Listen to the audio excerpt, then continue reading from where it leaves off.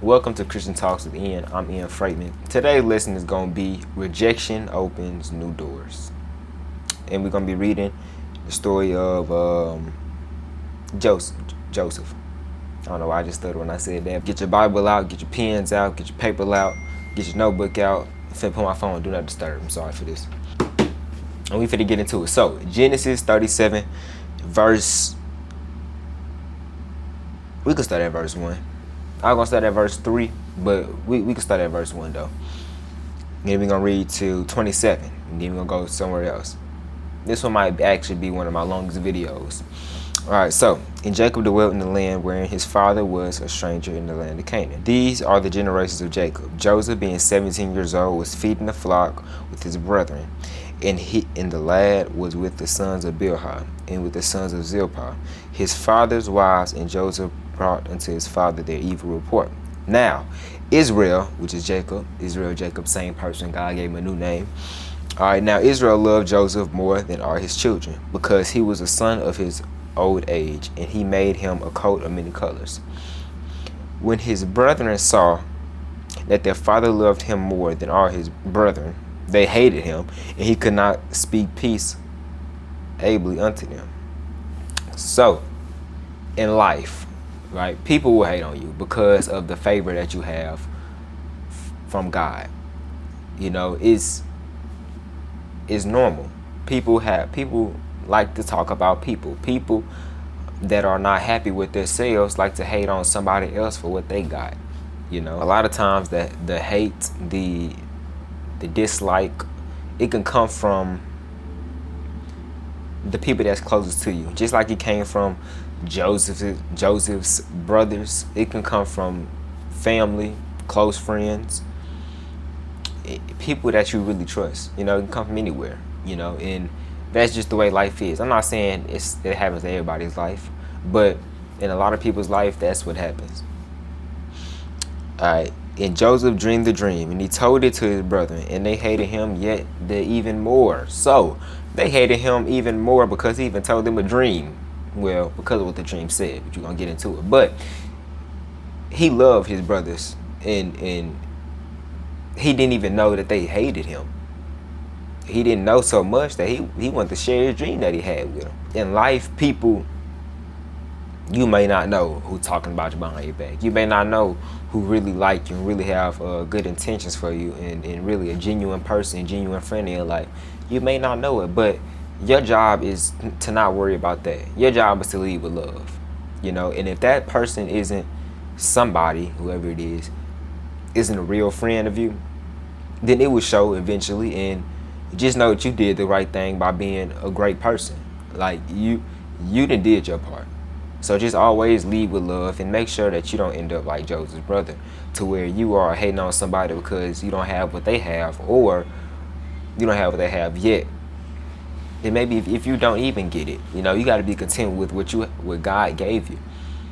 Because they was hating on him because he got favor from his dad and he gave him a gift. God may not give you what he gives some other people. So you got to be content with yourself so you won't have hatred in your heart for other people and what they have. All right, 6. And he said unto them, Hear, I pray you, this dream which I have dreamed. For behold, we were binding sheaves in the field, and lo, my sheaf arose and also stood upright, and behold, your sheaves stood round about and made obeisance to my sheaf. Meaning he bowed down to their sheaves, bowed down to his sheaves. His sheaves are a bundle of harvested grain stalks. And his brother said to him, Shalt thou indeed reign over us? Or shalt thou indeed have dominion over us? And they hated him yet the more for his dreams and for his words. And he dreamed yet another dream and told it to his brethren. He still don't know if they hate him. He keep on telling them stuff. And behold, I have dreamed the dream more. And behold, the sun and the moon and the 11 stars made obeisance to me. And he told it to his father and his brethren. And his father rebuked him and said unto him, What is this dream that thou hast dreamed? Shall I and thy mother and thy brethren indeed come to bow down ourselves to thee to the earth? And his brethren envied him, but his father observed the saying. His father, he took note of it. He didn't envy him because of it. He just remembered it. He kept that in mind about him. And his brethren went to feed their father's flock in Shechem. And Israel said unto Joseph, Do not thy brethren feed the flock in Shechem? Come, and I will send thee unto them. And he said to him, Here am I. And he said to him, Go, I pray thee, see whether it be well with thy brethren, and well with the flocks, and bring me word again. So he sent him out of the vale of Hebron. And he came to Shechem. And a certain man found him, and behold, he was wandering in the field. And the man asked him, saying, What seekest thou? And he said, I seek my brethren. Tell me, I pray thee, where they feed their flocks. And the man said, They are departed hence, for I heard them saying, Let us go to Dothan. And Joseph went after his brethren and found them in Dothan. And when they saw him afar off, even before he came near unto them, they conspired against him to slay him. And they said one to another, Behold, this dreamer cometh. Come now, therefore, and let us slay him. So he labeled him a dreamer. That was his nickname around them, the dreamer. The dreamer is coming. So he said, Let's slay him and cast him into some pit, and we will say, Some evil beast have devoured him, and we shall see what will become of his dreams. And Reuben heard it, and he delivered him out of their hands, and said, Let us not kill him. And Reuben said unto them, Shed no blood, but cast him into the pit that is in the wilderness, and lay no hand upon him, that he might rid him out of their hands, to deliver them to his father again. And it came to pass, when Joseph was come unto his brethren, that they stripped Joseph out of his coat of many colors that was with him. And they took him, and they cast him into a pit. And the pit was empty, there was no water in it. And they sat down to eat bread, and they lifted up their eyes and looked, and behold, a company of Ishmaelites came from Gilead with their camels bearing spicery and balm and myrrh. I don't know what that word, I don't know how to pronounce that, M-Y-R-R-H. I'm going to look it up. Going to carry it down to Egypt. And Judah said to his brethren, What profit is it if we slay our brother and conceal his blood? Come, let us sell him to the Ishmaelites, and let not our hand be upon him, for he is our brother in our flesh. And his brethren were content. So they were going to kill him. Judah said, No, let's not kill him. Let's just sell him. So they sold him to the Ishmaelites. Fast forward, the Ishmaelites got him. Potiphar, which was an officer of Pharaoh, so they took him to Egypt, which was an officer of Pharaoh. He ended up getting Jacob. So now Jacob is with Potiphar in Egypt. And now we on chapter 39, because chapter 38 just talks about what happened with Judah and Israel and stuff like that. Blah, blah, blah, I shouldn't say blah, blah, blah to the word of God. I know that's crazy. I didn't mean it like that. Anyways, 39. And Joseph was brought down to Egypt, and Potiphar, an officer of Pharaoh, captain of the guard, and the Egyptian, brought him in the hands of the Ishmaelites, which had brought him down thither. And the Lord was with Joseph, and he was prosperous. He was a prosperous man. He was in the house of his master of the Egyptian. And his master saw that the Lord was with him, and that the Lord made all that he did to prosper in his hand. And Joseph found grace in his sight. And he served him, and he made him overseer over his house. And all that he had he put into his hand. And it came to pass from the time that he made him overseer in his house, and over all that he had, the Lord blessed the Egyptian's house for Joseph's sake. And the blessing of the Lord was upon all that he had in the house, in the field. It says in 3, and his master was with him, and the Lord made all that he did to prosper in his hand. So he put his trust, Potiphar put his trust in a 17-year-old boy because of the favor that God had on him. He put his trust in the 17-year-old boy because he seen that God was with him. Because the light of God was shining through Joseph, he put his trust in him. A 17-year-old, he made him overseer over the land that he had. Overseer in the house, It says the Lord blessed the Egyptians for Joseph's sake. Wherever Joseph went, God was there. Wherever Joseph went, there was favor over the whole place, an overflow of favor. So it was in Joseph's cup, and it overflowed Joseph's cup, and it spewed onto wherever Joseph was at. Everybody around him had the favor of God because of Joseph. That house had the favor of God because of Joseph. We have to be locked in with God to have the favor of God wherever we go. But look at this though. The rejection of his brothers led him here. The rejection of his brothers led him to being elevated. Remember what God said in his dream. His dream meant something. His sheaves, their sheaves was bound down to Joseph's sheaves. How is, meaning his brothers gonna bow down to Joseph? How is his brothers gonna bow down to Joseph if he was not elevated? If he was still working with Pops, he was still working in the field, how would their sheaves bow down to Joseph? It wasn't going to happen. He had to be elevated. He had to be in a better place. So we have to remember what God said unto us, no matter what happens to us. What his word says, what he said to us personally, we have to remember. 6, and he left all that he had in Joseph's hand, and he knew not all his hand, save the bread which he did eat. And Joseph was a goodly person and well favored. And it came to pass after these things, that his master's wife cast her eyes upon Joseph, and she said, Lie with me. But he refused, and said unto his master's wife, Behold, my master watereth not what is with me in the house, and he have committed all that he hath to my hand. There is none greater in this house than I, neither hath he kept back anything from me but thee, because thou art his wife. How then can I do this great wickedness and sin against God? I like how in that moment he thought about that would be sinning against God. You know, like doing that with his servant's wife would be sinning against God. We have to think about that in moments. You know, is this sinning against God? Would God want me to do this? Would God have a problem with me doing this? And it came to pass, as she spake to Joseph day by day, that he hearkened not unto her, to lie by her, or to be with her. And it came to pass about this time, that Joseph went into the house to do his business, and there was none of the men of the house there within. And she called him by his garment, saying, Lie with me. And he left his garment in her hand, and fled, and got him out. And it came to pass, when she saw that he had left his garment in her hand, and was fled forth, that she called unto the men of her house, and spake unto them, saying, See, he have brought in an Hebrew unto us to mock us. He came in unto me to lie with me, and I cried with a loud voice. And it came to pass, when he heard that I lifted up my voice and cried, that he left his garment with me, and fled, and got him out. And she laid up his garment by her until his lord came home.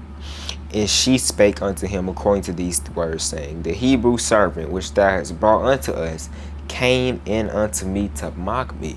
And it came to pass, as I lifted up my voice and cried, that he left his garment with me, and fled out. And it came to pass, when his master heard the words of his wife, which she spake unto him, saying, After this manner did thy servant to me, and that his wrath was kindled. So he was mad. The servant of the home, the lord of the home, was mad that his woman, you know, his somebody that put his trust into, try to take his woman, is what he thought, because you know that's what she said. And Joseph master took him and put him into the prison, in the place where the king's prisoners were bound, and he was there in the prison. But the Lord was with Joseph, amen, and shewed him mercy, and gave him favor in the sight of the keeper of the prison. Wherever you go, if you're walking with God, he will be with you.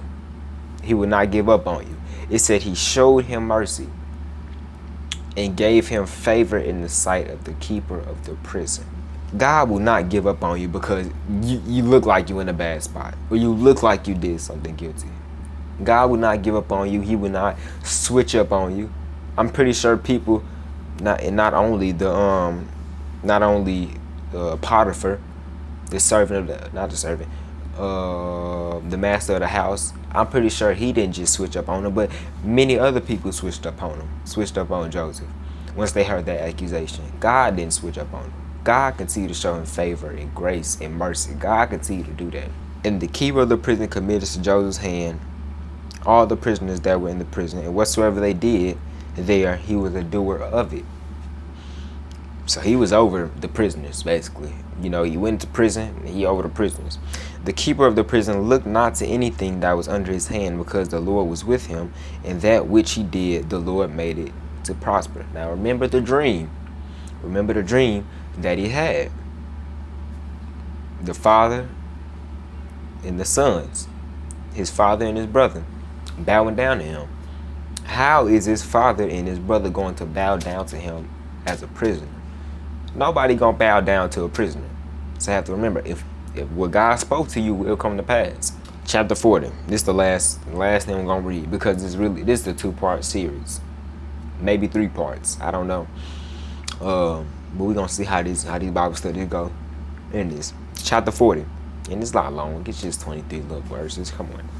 Alright, and it came to pass after these things that the butler of the king of Egypt and his baker had offended their lord the king of Egypt. And Pharaoh was wroth against 2 of his officers. He was mad against the chief of the butlers and against the chief of the bakers. And he put them inward in the house of the captain of the guard into the prison, the place where Joseph was bound. And the captain of the guard charged Joseph with them. And he served them, and they continued a season inward, meaning they was in jail for a while. And they dreamed a dream, both of them, each man his dream in one night, each man according to the interpretation of this dream, the butler and the baker of the king of Egypt, which were bound in the prison. And Joseph came in unto them in the morning, and looked upon them, and behold, they were sad. Joseph came into them in the morning, and looked upon them, and behold, they were sad. And he asked Pharaoh's officers that were with him in the ward of his lord's house, saying, Wherefore look ye so sadly today? And they say unto him, We have dreamed a dream, and there is no interpreter of it. Ooh, I know when he said that, Joseph's face lit up. I know he was happy when he heard that. I got y'all. And Joseph said unto them, Do not interpretations belong to God? Tell me them, I pray you. And the chief butler told his dream to Joseph, and said to him, In my dream, behold, a vine was before me, and in the vine were 3 branches, and it was as though it budded, and her blossoms shot forth, and the clusters thereof brought forth ripe grapes. And Pharaoh's cup was in my hand, and I took the grapes and pressed them into Pharaoh's cup, and I gave the cup into Pharaoh's hand. And Joseph said to him, This is the interpretation of it. The 3 branches are 3 days, yet within the 3 days shall Pharaoh lift up thine head and restore thee into thy place, and thou shalt deliver Pharaoh's cup into his hand in a former manner when thou was his butler. But think on me when it shall be with thee, and shew kindness, I pray thee, unto me, and make mention of me into Pharaoh, and bring me out of this house. For indeed I was stolen away out of the land of the Hebrews, and here also have I done nothing that they should put me into the dungeon. Paul. Okay, all right. When the sheep baker saw that interpretation was good, he said to Joseph, I also was in my dream, and behold, I also was in my dream. Okay, so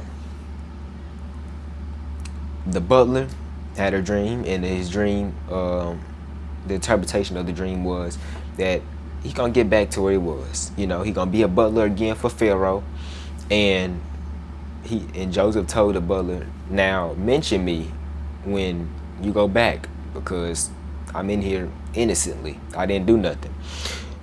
So the chief baker, like it said, saw the interpretation was good. He saw that, he got some good news. Mine should be good too. And this is the lesson right here. Just because it's good for somebody else doesn't mean it's good for you. It may look good for them, and it may be good for them, but it may not be good for you, because God does not want that for you, because he knows you. He knows what's best for you. So just because it's good for them do not mean it's good for you. Remember that. And you're gonna see why I say that, because it's pretty gruesome what happened to this dude. And I had 3 white baskets on my head, and in the uppermost basket there was of all manner of baked meats for Pharaoh, and the birds did eat them out of the basket upon my head. And Joseph answered and said, This is the interpretation thereof. The 3 baskets are 3 days. Yet within 3 days shall Pharaoh lift up thy head and off thee. Head from off thee, and shall hang thee on the tree, and the bird shall eat thy flesh from off thee.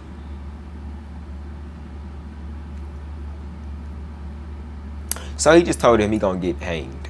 He just told him that your dream mean you're going to die, and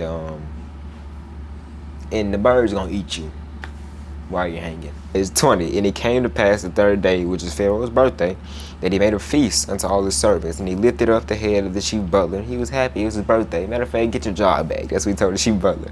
Again, and he gave the cup into Pharaoh's hand, but he hanged the chief baker. I don't know what the chief baker did that was so bad that he couldn't get his job back on Pharaoh's birthday, but it had to be something, right? Alright, again, he gave the cup into Pharaoh's hand, he hanged the chief baker as Joseph had interpreted to them.